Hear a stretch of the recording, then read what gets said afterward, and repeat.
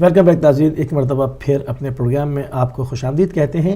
اور پروگرام پہ بریک میں جانے سے پہلے ہماری گفتگو ہو رہی تھی جرنلسٹ سے جن کو ہم نے لائن پہ پاکستان سے فون لیا ہوا تھا. ان سے ہم نے بہت مختلف سوال کیے. امید ہے کہ ان کی باتیں آپ تک پہنچی ہوں گی کہ ہمارا بیسکلی ہم فوکس یہ کرنا چاہ رہے تھے کہ جو ٹارگٹ کلنگ ہو رہی ہے، جو لوگوں کے کاروبار اجاڑے جا رہے ہیں، لوگوں کے گھر اجاڑے جا رہے ہیں. ملت تشیع 27,000 جنازے اٹھا چکی ہے اب تک پاکستان میں، اور کوئی اس پر لائے عمل نکلنے کو نہیں آتا کہ کچھ معاملہ نہیں بنتا کہ کس طرح سے وہاں پر ان چیزوں کو سیکیور کیا جائے گا.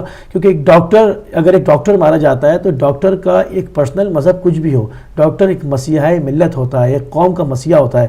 اس کو شیعہ کہنے پر مار دیا جائے، اس کو احمدی کہنے پر مار دیا جائے، اس کو اسماعیلی کہنے پر مار دیا جائے، مطلب یہ بڑی زیادتی ہے. اس سے نقصان پوری ملت اور پوری قوم کا ہوتا ہے. کتنے ہی ڈاکٹرز صرف شیعہ کہنے پر پاکستان میں ٹارگٹ کلنگ کا نشانہ بنے. ڈاکٹر وہاں سے چلے گئے. وہاں پر آپ ہر زندگی کے ہر شعبے کے اندر دیکھیں، جو اس کے ایکسپرٹس تھے ان کو مذہب کی بنیاد پر مارا گیا تو وہ وہاں سے ہجرت کر گئے. فائدہ اس کا کس کو ہوا؟ جن کو آپ بلیم دیتے ہیں کہ یہ سب کرا رہے ہیں، آپ کے پڑھے لکھے لوگ انہی کی جھولی میں آ گرے اور وہیں پر وہ کام کر رہے ہیں، اپنی زندگیاں گزار رہے ہیں. تو ہم اسی کو فوکس کرتے ہیں کہ آیا آپ یہ سیکٹیرین جو ان چیزوں کو کب کنٹرول کرنے میں کامیاب ہوں گے، کب آپ جو ہے وہ اس کے اوپر کوئی اپنا لائے عمل وضع کریں گے. باقاعدہ گورنمنٹ ایک پیج پر آئے، سیکیورٹی فورسز کے ساتھ فوج چل رہی ہے اپنے ایک الگ حساب میں، ان کو جو ملتا ہے، جو ان کے ہاتھ آتے ہیں ان کو پھانسیاں بھی دے رہے ہیں، ان کو وہ انکاؤنٹر بھی کر رہے ہیں، رینجرز بھی انکاؤنٹر کر رہی ہے. میں یہ نہیں کہہ سکتا پورے وثوق سے کہ ابھی رینجرز نے کراچی میں ان کی کمر توڑ دی ہے، نہیں، ابھی یہ بہت ہیں وہاں پر، بہت ہی مدرسے چل رہے. وہ کام تو اعلیٰ سیاسی قیادت کا ہے کہ وہ گو ہیڈ دے سیکیورٹی فورسز کو کہ وہ ان مدرسوں کے اوپر کریک ڈاؤن کریں جو کہ نام نہاد مدرسے ہیں. نام مدرسے کا ہے، اندر دہشت گردوں کے اڈے ہیں، بلکہ یہ کہوں کہ جو ہے دہشت گردوں کی تربیت گاہیں ہیں، وہ ان کی نرسریاں ہیں، وہ ان کے کالجز ہیں، ان کی یونیورسٹیز ہیں. وہ وہاں سے وہ مختلف گریڈ کے دہشت گرد ہیں. گولی مارنے والا دہشت گرد الگ ہے، خودکش الگ ہے. بلکہ میں تو کسی نجی چینل پر ایک ڈاکومنٹری دیکھ رہا تھا، اس میں وہ بار بار کہہ رہا ہے کہ مجھے جنت جانا ہے، آپ بتائیں میں رات کے 3 بجے کود پڑوں کہیں. مطلب یہ ایک ڈیفرنٹ گریڈ ہے، مطلب وہ ترقی پا چکا ہے، وہ دہشت گردی کے گریڈ میں اس کا گریڈ اوپر ہو چکا ہے. وہ 21 گریڈ کا مطلب دہشت گرد کہیں گے اس کو. مطلب یہ جو آپ اس کو کب دیکھیں گے، کب کریں گے، اس پر ہم نے بات کری. انہوں نے بھی یہی کہا کہ جی ابھی مستقبل قریب میں تو نظر نہیں آتا، کرنا چاہے تو سب کر سکتے ہیں، مگر چونکہ سیاسی وابستگیاں ہیں اور سیاست دانوں کی ڈوریاں کہیں اور سے ہل رہی ہیں. اور انہوں نے ایک 85 سال کے وزیر اعلیٰ کو جو کہ بالکل ہی گیا گزرا ہے، مطلب نہیں سمجھ میں آتا ہے کہ اس کے وہ سنتا بھی ہے کچھ، اس کی کیا معاملات ہیں. 85 سال کی عمر ہے، ایک ریٹائرڈ لائف ہے، اس میں وہ وزارت کے اتنے اعلیٰ منصب پر بیٹھے ہوئے ہیں. کوئی احتجاج ان کے کانوں تک نہیں پہنچتا. کل بھی ایک احتجاج کی کال ہے 18 جنوری کا، میں سن رہا تھا کہ وہاں پر شیعہ تنظیم کی طرف سے کال ہے کہ وہ وزیر اعلیٰ ہاؤس جائیں گے اس ٹارگٹ کلنگ کے اوپر. کیونکہ آدمی گھر سے نکلتا ہے، گھر واپس آنے کے لیے دعائیں مانگتا ہے، تو یہ مطلب ایک عجیب ایب نارمل لائف کر چھوڑی ہے. تو یہ جو خارجیت کا ایک فتنہ، اس کے اوپر ہم ایک بات کر رہے ہیں کہ یہ کسی طرح سنبھلنے میں نہیں آ رہا. یہ خارجیت کا فتنہ تو تب سے ہے جب مولا علی کی خلافت تھی. مولا علی کی جو خلافت تھی 4.5 سال کی تھی، اور سب سے پہلے جو جنگ تھی وہ نہروان کی تھی. اور نہروان کی کس کے ساتھ تھی؟ خارجیوں کے ساتھ تھی. تو یہ تو مولا علی کے زمانے سے ہے اور جناب رسول خدا کے زمانے سے ہے. جناب رسول خدا نے خود کہا تھا کہ اے علی، میرے بعد تمہیں ایسے لوگ ملیں گے جو تمہارے دشمن ہوں گے. تو یہ دیکھا جائے، لیکن جس طرح آپ نے کہا بھی کہ ایک ڈاکٹر کو مار دیتے ہیں جو کہ مسیحا ہے اس کمیونٹی کا، اور اس کے ہاتھ میں اللہ نے شفا دی ہے، اس کے پاس وہ سکل ہے کہ وہ پوری کمیونٹی کو شفا دے سکتا ہے. صرف یہی نہیں کہ وہ شیعوں کا ہی ڈاکٹر تھا، وہ جو اور بھی مذہب کے لوگ وہاں پر یہ دیکھ کے نہیں پوچھتا کہ تم شیعہ ہو، کہ تم شیعہ ہو. تو اب مریض دیکھتا ہے. جی ہاں، سب سے پہلے تو اس کی فیملی کے لیے ایک فرد چلا گیا، ان کے لیے یہی سب سے بڑا سانحہ ہے. لیکن اس کے بعد یہ دیکھا جائے کہ اس معاشرے میں ایک اچھا، ایک قابل ڈاکٹر چلا گیا، اور اس معاشرے میں اب وہ اپنے ہی معاشرے کو نقصان پہنچا رہے ہیں، اپنے ہی معاشرے کو نقصان پہنچا کر اچھے لوگوں کو جو قتل کر رہے ہیں. ایک ڈاکٹر بننے کے لیے کتنا ٹائم لگ جاتا ہے، مطلب ایک بچے کو پوری زندگی پلا تھا. میں اس کے ساتھ MCR سے گزارش کروں گا کہ لائف نمبر بھی ڈسپلے کر دیں. تو دیکھیں، مطلب ایک انسان کی تربیت پوری زندگی لگ جاتی ہے ماں باپ کی، اور آپ 1 سیکنڈ میں گولی ماری اور چلے گئے. جی، مطلب اور مسلمانوں کو مار رہے ہیں. مسلمان مسلمانوں کو مار رہے ہیں. اور جناب رسول خدا صلی اللہ علیہ وسلم نے کیا فرمایا کہ جو مسلمان صبح اٹھے اور اپنے بھائی مسلمان کی فکر نہ کرے وہ میری امت میں سے نہیں, وہ مسلمان نہیں. تو یہ میں چاہتی ہوں کہ جو پاکستان میں چاہے وہ کسی بھی فرقے سے تعلق رکھتے ہوں, چاہے اہل تشیع ہوں, اہل سنت ہوں, وہابی ہوں, کسی بھی فرقے سے تعلق رکھتے ہوں, ان کو صبح اٹھ کر سوچنا چاہیے, کم سے کم ہم سب ماننے والے تو ہیں محمد صلی اللہ علیہ وسلم کے. اب آپ نے بہت خوبصورت یہ حدیث جو ہے وہ شیئر کی ہے کہ صبح ایسے عالم میں کرے کہ امور مسلمین سے غافل ہو, تو وہ کیسے تو وہ اپنے آپ کو مسلمان کیسے کہہ سکتا ہے؟ وہاں تو ٹارگٹ کلر بیٹھے ہوئے, وہ امور مسلمین کیا, وہ تو صبح اٹھ کے سوچتے ہیں آج کس کس کو مارنا ہے, آج کس کس کو مارنا ہے, ریکی کر کے رپورٹیں کس کس کی آئی ہوئی ہیں, کون کس وقت نکلتا ہے. مطلب بالکل یہ ٹائم ایسا ہے جس میں کہ اسلام کی جو تعلیمات ہیں اس کو اوندھا دیا گیا ہے, الٹا کر دیا ہے. جی مطلب آپ دیکھیں نا, تو حکم دیا جا رہا ہے امور مسلمین کا خیال نہ کرے, وہ کیا کر رہا ہے. اور آپ سے میں ابھی ایک بہت چھوٹی سی بات شیئر کروں, مجھے کسی نے سوشل میڈیا پہ بھیجی تھی, یہ پتہ نہیں سچ ہے یا جوک ہے, لیکن جو بھی کچھ ہے بہت اچھی بات ہے کہ انہوں نے کہا کہ یہ جو ICS یہ مسلمانوں کو قتل کر رہے ہیں, تو وہاں سے جب وہ ایک جوڑا گزرا, ایک شوہر, ایک زوجہ اور 2 بچے گزرے, لیکن وہ تھے کرسچن. جب وہ گزرے تو ICS والوں نے ان کو روکا اور ان سے پوچھا کہ آپ کون سے مذہب سے تعلق رکھتے ہیں. وہ عیسائی تھا لیکن اس نے کہا کہ میں مسلمان ہوں. اس نے کہا ٹھیک ہے اگر تم مسلمان ہو تو تم چلے جاؤ, آگے بڑھ جاؤ. تو وہ آگے بڑھ گیا. تو جب وہ آگے بڑھا تو اس کی زوجہ نے اس کو سرزش کی, اس نے کہا کہ آپ نے اتنا بڑا رسک کیوں لیا, ہمارے ساتھ بچے تھے, آپ نے ان کو یہ کیوں کہا کہ میں مسلمان ہوں. اور انہوں نے جو ICS تھے انہوں نے کہا کہ اگر تم مسلمان ہو اور تم اگر اہل سنت ہو اور مسلمان ہو تو کوئی قرآن کی آیت پڑھ کر سناؤ. اس نے بائبل سے, اس نے انجیل سے 2 آیتیں پڑھ کر سنا دی کیونکہ وہ ہم زبان ہیں. تو جی عربی میں. تو وہ آگے بڑھ گئے اور آگے بڑھنے کے بعد اس کی زوجہ نے جب سرزش کی, اس نے کہا, اس کا جو جواب ہے نا مجھے اتنا پسند آیا, میں جس سے بھی ملتی ہوں اس کو بتاتی ہوں. اس نے کہا کہ اگر وہ مسلمان ہوتے اور انہوں نے قرآن کو پڑھا ہوتا تو وہ مسلمانوں کو قتل نہیں کرتے. آپ دیکھیں مطلب جس نے بھی قرآن پڑھا ہے, اور اس میں آپ اگر آپ انٹرنیشنلی جو دانشور ہیں ان کی اگر کتب کا مطالعہ کریں گے, ڈاکٹر گیبن ہے, مارک کارلائل ہیں, یہ لوگ ہیں, اس کو اگر آپ دیکھیں گے تو انہوں نے کہیں پر بھی مطلب اسلام سے اگینسٹ نہیں گئے, ان سب نے آ کے ہٹ کیے بنو امیہ کو کہ یہ قاتل ہیں اسلام کے. انہوں نے جتنا فتنہ بنو امیہ نے اسلام کے اندر ایجاد کیا بعد پیغمبر, جو فتنے کی بنا ہے وہ بنو امیہ کی سازش ہے. اور وہ لاتے سٹیپ بائی سٹیپ کرتے کرتے کربلا برپا کر دی. اور اس کے بعد وہ سمجھے کہ دین غارت ہو جائے گا, ختم کر دیا ہم نے, ہماری 100 سال کی حکومت آ گئی, مگر نہیں, خدا کا وعدہ تو ہمیشہ نہیں, خدا کا وعدہ. اور کہتے ہیں نا جس قوم کا رہبر زندہ ہو قوم کبھی نہیں مرا کرتی. تو آپ دیکھیں نا مطلب کہ اب اس وقت جتنی جگہوں پہ بھی انہوں نے سازش کی ہے وہاں شیعوں کو ہی دوام اور عروج عطا ہوا ہے. اور یہ شام میں گئے, وہاں ایک شیعہ قلعہ بن گیا. یہ عراق میں گئے, انہوں نے تقسیم چاہی, تو اب جو اہل سنت ایریاز ہیں جہاں پر یہ دھوکہ دے کر مسلمان کہہ کر آئے تھے, اب وہ بھی عراقی فورسز کو بلا رہے ہیں. اور مطلب میں دیکھتا رہتا ہوں سوشل میڈیا پہ وہ چیزیں شیئر کرتے ہیں کہ اس میں جو ٹینک ہے اور توپیں ہیں وہ سب چیزیں اس کے اوپر یا حسین کے پرچم ہے اور وہ حملہ آور ہو رہے ہیں, وہ مار رہے ہیں. مطلب یہ جہاں بھی گئے ہیں اور انہوں نے سازش کی ہے وہاں پر وہ تشیع کے قلعے میں تبدیل ہو گیا ہے. سوائے اس کے کہ ابھی پاکستان سے ہم چونکہ آپس میں متحد نہیں ہیں, ہماری بہت ساری تنظیمیں ہیں جو کہ بکھری ہوئی ہیں اور نشانہ سب بن رہے ہیں, اگر یہ ایک پلیٹ فارم پر آ جائیں تو تشیع عنوان ہے اسلام کا, بالکل عنوان ہے. پھر لیڈ کرے گا وہ کہ پاکستان کو کس سمت میں لے کے جانا ہے.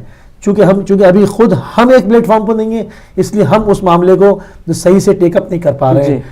معاملہ ہمارے ہاتھوں میں یوں نہیں ہے, مگر اگر ہم ایک ہو جائیں اور ایک جگہ پہ آئیں تو کچھ نہیں. مطلب میں پورے وصول سے کہتا ہوں کہ پاکستان کی تقدیر 2 دن میں بدل جائے گی.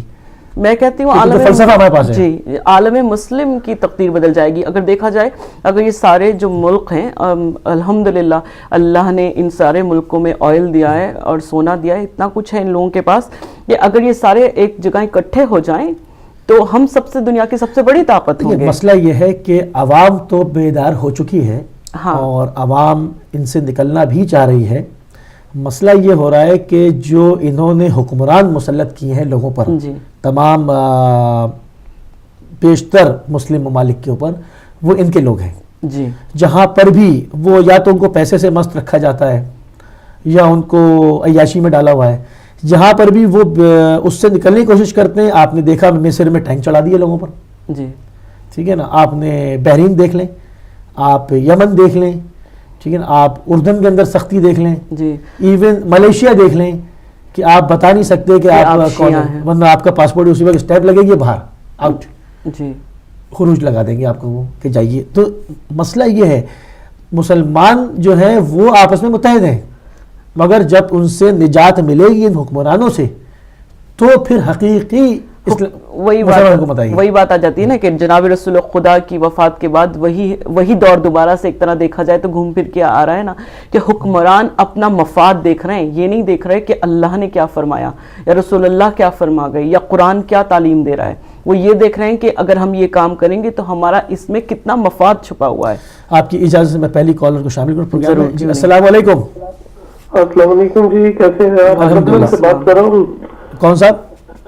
ڈبلن سے بات کر رہا ہوں, محسن بات کر رہا ہوں جی. آپ کے پروگرام میں ایک چھوٹا سا سوال کرنا چاہتے ہیں. جی محسن صاحب, آپ کو پہلے تو خوش آمدید کہتے ہیں اپنے پروگرام میں, لندن سے آپ شامل ہوئے ہیں, فرمائیے. جی میں یہ کر رہا تھا کہ یہ جو ہماری ایک نسل کشی جاری ہے, ایک جینوسائیڈ جسے آپ کہہ سکتے ہیں جی پاکستان میں, اس کے اوپر جو ہمارا سمجھدار طبقہ ہے, باشعور طبقہ ہے, وہ بالکل خاموش ہے. دوسرے صورت میں آپ یوں سمجھیں کہ ہم جو ہے تو یہ خاموش تماشائی کی حیثیت رکھ رہے ہیں اس وقت. ہمارا میڈیا جو ہے وہ سوائے زبانی جمع خرچ کے کچھ زیادہ کام نہیں کر رہے ہیں. تو میں اس سلسلے میں یہ سوچ رہا تھا, بلکہ ہمارے کافی دوستوں میں بھی ان کا بھی یہی پوائنٹ آف ویو رہا ہے کہ بجائے اس کے کہ آپ جو ہے وزیر اعلیٰ ہاؤس کے سامنے جا کر جو ہے آپ ایک اس طرح کا احتجاج کریں جس کا نتیجہ پہلے سے آپ کو معلوم ہے کہ وہ آپ کے ساتھ کچھ نہیں کریں گے, ٹھیک ہے, تو اس سے زیادہ بہتر بات یہ ہوگی کہ آپ لوگ جا کے جو آپ کے chief of the army staff ہے جو ڈی فیکٹو آپ کی حکومت چلا رہے ہیں, تو آپ ان کے فوجی ہیڈ کوارٹر کے سامنے جا کے دھرنا دیں. 1 دن کا نہیں, 2 دن کا نہیں, 3 دن کا نہیں, آپ عمران خان سے لمبا جا کے وہاں پہ دھرنا دیں. پہلی بات یہ ہے, اور ان کو یہ بات بتائیں, یہ باور کرائیں کہ بھئی یہ جو ہے بنایا بھی اس ملک کو شیعوں نے تھا, اور اگر آپ ہمارے ساتھ نہیں صحیح چلیں گے تو ہم اس ملک کو پھر توڑ بھی سکتے ہیں. ہم پھر این بلاک امیگریشن بھی لے سکتے ہیں, ہم پھر UN میں بھی جا کے یہ بات کر سکتے ہیں کہ ہمارے آپ کو 5 لاکھ ہمارے جو لوگ ہیں وہ مختلف کنٹریز کو ہم اپروچ کریں کہ بھئی آپ ہمیں 5 لاکھ لوگوں کی آپ ہمارے این بلاک امیگریشن دیں. نمبر 1. نمبر 2, یہ بات میں کرنا چاہ رہا تھا کہ ہمارے جو لیگل پینل ہے بہت سارے بیرسٹر ہوں گے, چھوٹے بڑے وکیل ہوں گے, کوئی نہ کوئی تو ہوگا نا ہمارا. اس میں اگر آپ کے میڈیا کی طرف سے اگر آپ لوگ ایک اپنا لیگل پینل بنا لیں, اور وہ لیگل پینل باضابطہ طور پہ سپریم کورٹ آف پاکستان, مجھے کہتے ہوئے دکھ ہوتا ہے پاکستان کا لفظ استعمال کرتے ہوئے, یا کسی اور عالمی عدالت میں آپ حکومت پاکستان کو فریق بنا کر یہ کہیں کہ بھئی یہ حکومت جو ہے نا یہ ہماری نسل کشی کر رہی ہے, یہ وزیر اعلیٰ جو کہ ذہنی طور پہ معذور ہے, یہ ان کے ساتھ دانے بہانے سکھانے ان کے ساتھ یہ ملا ہوا ہے, اور آپ باقی کی بات تو آپ جانتے ہی ہیں. اچھا, دوسری بات یہ تھی. تیسری بات میں یہ اس طرح تھا کہ ہماری جو مورل کی مجلسیں ہیں وہ زیادہ تر جو ہے تو وہ بزمی ہو گئی, یعنی کہ ہم ان کو بزم کے طور پہ لیتے ہیں اور وزن کے طور پہ ہم انہیں نہیں لیتے ہیں. تو اس میں ہمیں جو ہے تو ہمیں چاہیے کہ ہم اپنے لوگوں کو آرگنائز کریں اور ایک حزب اللہ اسٹائل کی ہم ایک چیز بنائیں تاکہ ہم اپنا سیلف ڈیفینس کر سکیں اس کے اندر. اور اس سے ہمیں یہ کہنے میں کوئی آر محسوس نہیں کرنی چاہیے کہ چاہے وہ MQM ہے یا X ہے, Y ہے یا Z ہے, ان کو چاہیے کہ وہ ہمیں پروٹیکٹ بھی کریں اور ہمیں ٹرین بھی کریں اور ہمیں لک آفٹر بھی کریں. تو یہ 3 وہ بنیادی باتیں ہیں کہ جس کی طرف وہ میں نے نشاندہی کی ہے, اور اس کی طرف ابھی تک ہمارے شروع تک میں نہ کوئی مجلس واحدین کی طرف سے اس طرف کام ہوا ہے. یہ وہ چیزیں ہیں جو کہ ڈویبل ہیں, ٹھیک ہے سر. تو میں یہ کر رہا تھا کہ یہ جو میری ایک بہت ہی ایک التجا سمجھ لیں آپ, اگر یہ آپ آگے کسی بھی لیول پہ کسی بھی ٹیبل پہ آپ یہ کرنے کا دیں تو یہ وہ چیزیں ہیں جو کہ ڈویبل ہیں اور یہ ویزیبل بھی ہوں گی. بہت شکریہ, تھینک یو ویری مچ. بہت اچھی گفتگو فرمائی آپ نے. دیکھیں جیسے کہ آپ کہہ رہے ہیں کہ کسی ٹیبل پہ کہیں پر اس کو کنوے کیا جائے تو اس میڈیا سے زیادہ اور کیا مطلب بڑا پلیٹ فارم ہوگا کہ اس وقت اس کو دنیا کے کم و بیش تمام ہی ممالک کے اندر لائف دیکھا جا رہا ہے. مختلف صحیح جگہوں پر مختلف ٹائم ہے, پاکستان کے دوپہر کے 3 بجے شروع ہوتا ہے, یہاں 10 بج رہے ہوتے ہیں, 5 گھنٹے کا فرق ہے, مگر لوگ دیکھتے ہیں چونکہ جہاں پر بھی اس کی نشریات جاری ہے ہمارے پاس دنیا بھر سے کالز آتی ہیں, اور آپ ہمارے پروگراموں میں دیکھتے رہے ہیں کہ گلف سے بھی اور آپ کے ساؤتھ ساؤتھ ایشیا سے بھی, امریکہ سے بھی, کینیڈا سے, ہم تمام جگہ سے ہمیں اندازہ ہوتا ہے کہ ہماری بات کہاں کہاں تک جا رہی ہے. تو یہ بات آپ نے جو کی تو ماشاءاللہ چلی گئی, اور اس کو مولا اپنی بارگاہ میں آپ کی اس کاوش کو قبول اور مقبول فرمائیں. انہوں نے بہت اچھے پوائنٹس بتائے کہ معاملہ دیکھیں سارا یہ ہے کہ گورنمنٹ میں دو حساب بنے ہوئے ہیں. حکومت آئی ہے دہشت گردوں کے کاندھے پہ, صحیح کہہ رہے ہیں, وہ ان سے لائلٹی رکھے گی اور وہ جانتی ہے کہ خطرناک کتنے ہیں, اگر انہوں نے ان کے اگینسٹ ایکشن لیا تو وہ ان کو ماریں گے, وہ ڈرتے بھی ہیں. پلس پاکستان سے جب لوٹ مار کر کے بھاگیں گے تو کہاں جائیں گے, پھر وہیں جائیں گے جو ان کے آقا ہیں. تو وہ ان کے حکم کی تابعداری کر رہے ہیں. انہوں نے موہرے بنا دیا نا, موہرے بنایا ہوا ہے, موہرے بنا رکھا ہے پوری دنیا میں. سے بات کر رہے ہیں, سٹرنگز جو ہیں ان کے ہاتھ میں, ان کے ہاتھ میں ساری. پھر رہ گئی فوج. فوج وہ طبقہ ہے جو کہ ہمیشہ ہر ملک کا اپنے ملک سے وفادار ہوتا ہے. تو وہ کوشش کر رہے ہیں کہ جہاں پر بھی ان کو جتنا مل رہا ہے آرمی کوڈز بنا کے, وہ ہمارا المیہ یہ ہے کہ ہم اپنے گھر میں آپس میں متحد نہیں ہیں. انہوں نے جتنی تجاویز دی یہ ساری جو ہے وہ اپلیکیبل ہیں کہ شیعہ یہ بھی کر سکتے ہیں, یہ بھی کر سکتے ہیں, یہ بھی کر سکتے ہیں, یہ بھی کر سکتے ہیں. اس سے انکار نہیں ہے, کسی کو انکار نہیں ہے. یہ کریں جب ہم ایک جگہ پہ تو ہوں, ہمیں یہ تو پتا ہو کہ ہم نے کس کے پیچھے چلنا ہے, کرنا کیا ہے. جب 10 پارٹیاں, دیکھیں سیاسی شعور 10 پارٹیاں ہونا اچھی بات ہے, 10 اور جماعتیں ہوں, سیاسی شعور بیدار ہے, ٹھیک ہے, سب اپنا طرح کام کرنا چاہتے ہیں, مگر ایک پلیٹ فارم پر کسی ایک کے پیچھے تو ہوں, کسی ایک کے پیچھے بھی ہوں. اور اگر آپ کئی لوگوں سے بات کریں نا تو وہ لوگ یہ کہتے ہیں کہ جو سیاسی ہے نا, وہ جو سیاست ہے وہ گندا کھیل. وہ تو دیکھیں جب امیج ایسا بنایا جائے گا, اور یہ بیسیکلی یہ جو فکر ہے بنو امیہ سے ڈرائیو ہوئی ہے کہ ہمیں حکومت کرنے دو, ہم جو کریں, جس کو دین کرنا ہے, دین پہ بات کرنی ہے, وہ تسبیح لے اور جا کے خانقاہ میں بیٹھ جائے, وہ وہاں پر جن اتارے, وہ وہاں پر لوگوں کی شادیاں کرائے, وہ وہاں تعویذ دے, وہ یہ کرے, یہ دین چلتا رہے, اور ہم چنگیز خان بن کے ان پر حکومت کریں, ہمارے سامنے جو بولے سر کاٹ دیں اس کا. یہ بنو امیہ سے جی ہاں. لیکن میں ان لوگوں سے یہ کہنا چاہوں گی جن کی سوچ ہو, میں دعا کرتی ہوں کہ ایسے ہمارے شیعوں میں خاص طور سے جنگ لوگوں کی ایسی سوچ نہ ہو کہ جو پولیٹکس کو, جو سیاست کو گندا کھیل سمجھتے ہوں. لیکن ان سے میں یہ کہنا چاہوں گی کہ ہاں, اگر ابو سفیان کی طرح سیاست کرنی ہے تو واقعی گندا کھیل ہے, یا بنو امیہ کی طرح سیاست کرنی ہے, بنو عباس کی طرح سیاست کرنی ہے تو سیاست ایک گندا کھیل ہے, یا اگر ابو طالب کے بیٹے کی طرح سیاست کرنی ہے تو سیاست بھی ایک عبادت ہے. سیاست الہیہ, سیاست الہیہ کریں, مطلب کیوں سیاست کا مطلب سمجھ لیا جھوٹ بولنا. جھوٹ بولنا, جیسے میں نے آپ کو کہا پہلے کہ پہلا قول ہی تھا کہ جھوٹ بولنا ہی گناہ کبیرہ ہے. تو کیوں سوچ لیا ہے کہ ہم سیاست میں آئیں گے تو مطلب لیفٹ فائٹ کریں گے, کیوں؟ ہم تو اس کے ماننے والے ہیں کہ جو سیاست میں خلیفہ ہونے کے باوجود بھی اپنی جوتیاں خود گانٹتے تھے, سوکھی روٹی کھاتا رہا, سوکھی روٹی کھاتا تھا. کیونکہ ہمارے اس پلیٹ فارم سے یہاں پر ہزاروں بار جو ہے وہ یہ بات ہوتی رہتی ہے, اور علماء کرام اس چیز کو بیان کرتے رہے ہیں. اور محرم کی مجالس میں تو آپ کو پتہ ہی ہے کہ مطلب باقاعدہ جو ہے وہ جس نے کبھی نہیں سنا وہ بھی سن لے گا, کیونکہ اتنا جو ہے وہ دین کا تبلیغات ہوتی ہیں.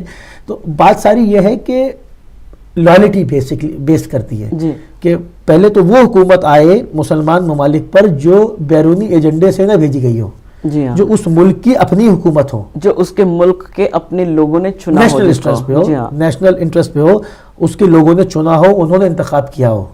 یہ اس کا کہیں باہر سقیفہ نہ بیٹھی ہو, ملک کے اندر انتخاب ہوا ہو, لوگوں کو جبر اور تشدد ہنٹر مار کے انتخاب نہ ہوا ہو کہ یہ ہم نے بنا دیا اس کو چن لو.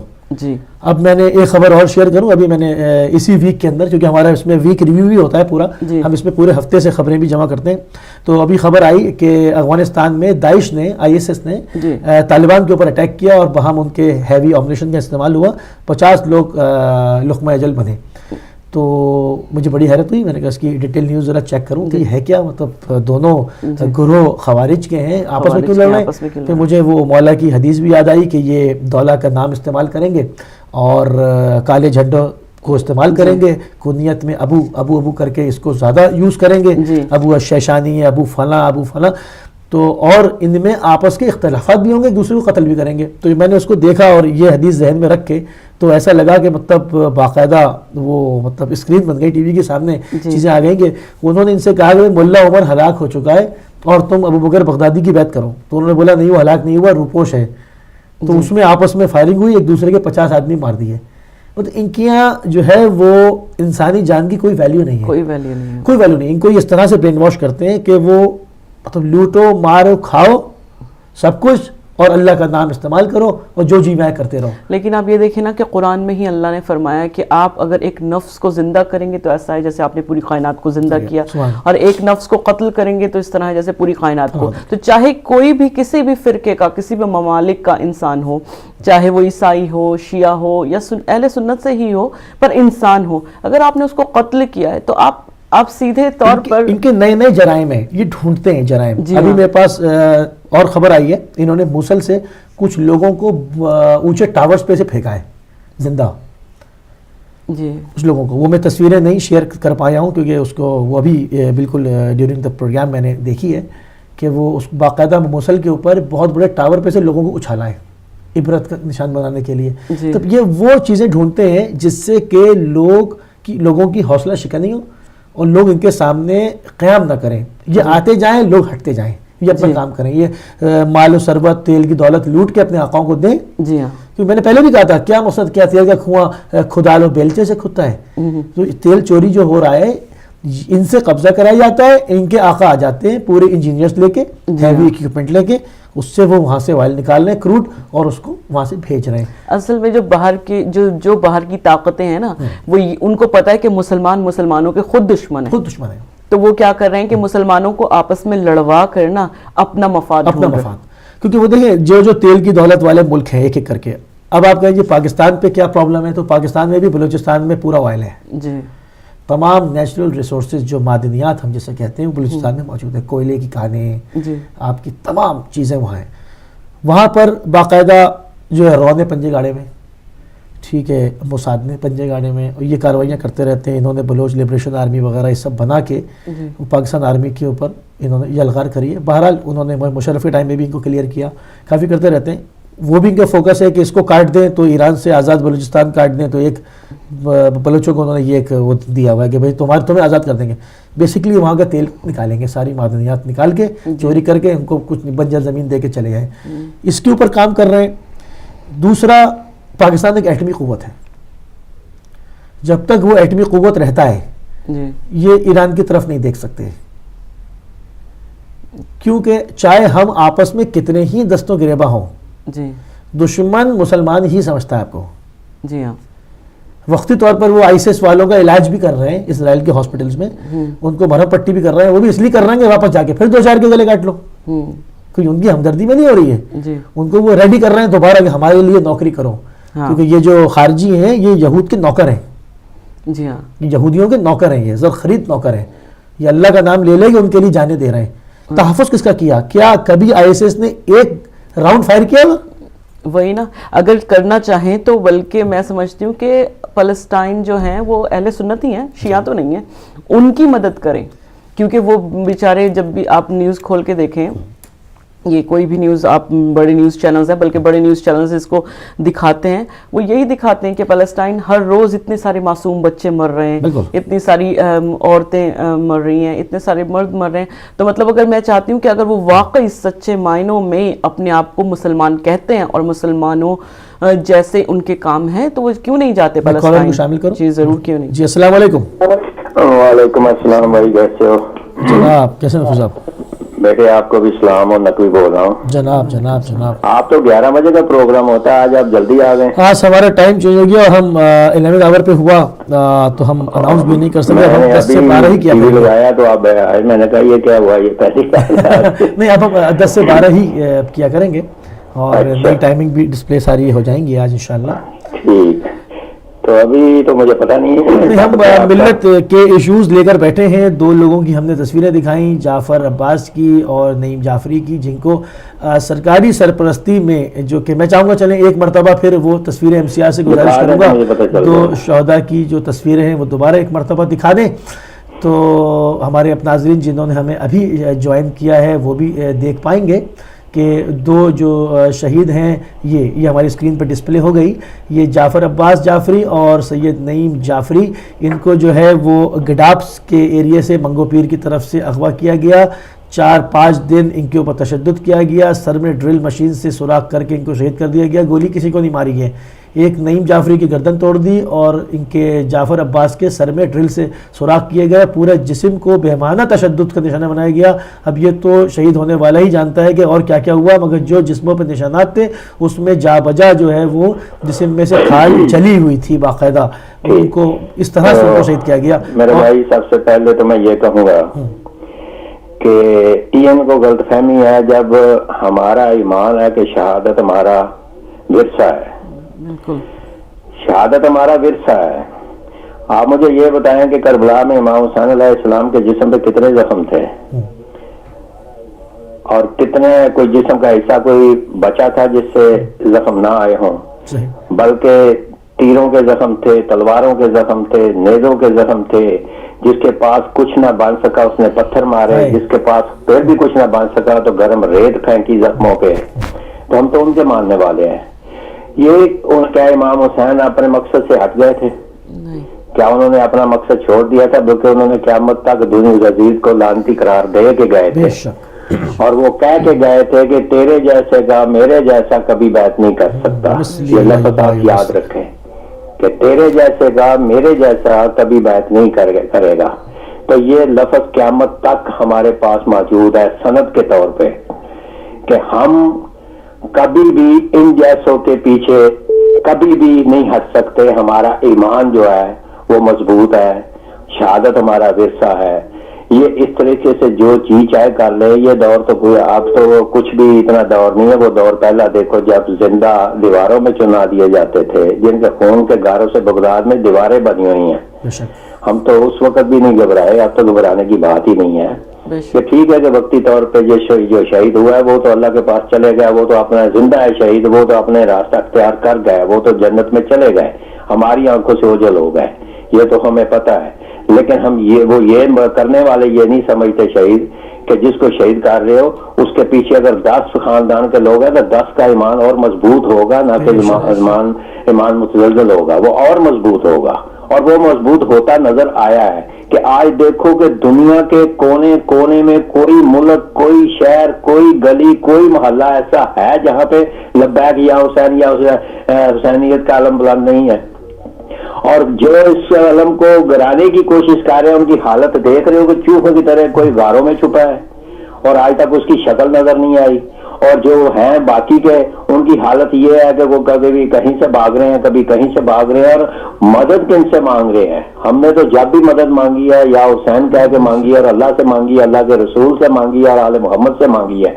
वो तो मदद भी कभी अमेरिका से मांग रहे हैं, कभी इसराइल से मांग रहे हैं, खुलेआम मांग रहे हैं। मेरे पास नकवी साहब बहुत ही जबरदस्त गुफ्तगू आप फरमा रहे हैं। मेरे पास एक ब्रेक का टाइम हो रहा है, ब्रेक से वापसी पर अगर आप दोबारा कंटिन्यू करें तो मेरा टाइम टूट जाएगा। हाँ मेरे जेब में आ रहा है, टूट जाएगा। नहीं आप दोबारा करें मुझे कॉल। ठीक है, बहुत शुक्रिया नाज़रीन। इस वक्त एक ब्रेक का टाइम हो जाता है, एक शॉर्ट ब्रेक लेते हैं, ब्रेक से वापस आएंगे तो दोबारा प्रोग्राम को यहीं से उठाते हैं, लेते हैं एक ब्रेक।